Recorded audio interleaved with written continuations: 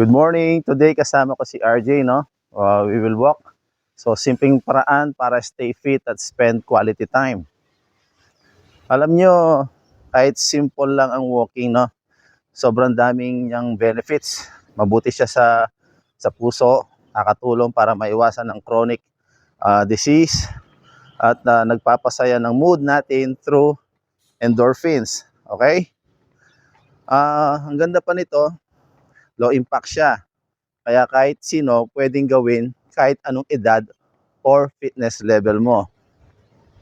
So, bilang trainer, no, at tatay, ang goal ko ay gawing habit ang fitness na enjoy namin together.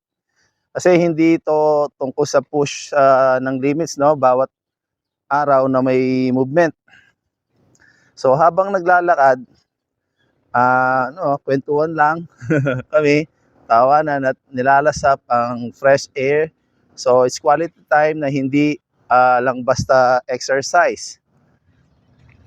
Okay, so kung gusto nyo ng simple at effective na way to be active, no? Subukan nyo maglakad kasama ang loved ones nyo. At least 20 to 30 minutes lang, okay na yon. Malaking tulong yan sa body at mind nyo. Kaya tara, gawin nating fun at family bonding ang fitness journey. Tandaan, every step counts, no? So, thanks sa pag-walk-in with us today. Kita-kits sa next vlog. RJ, say something. Take care. Stay fit. Bye!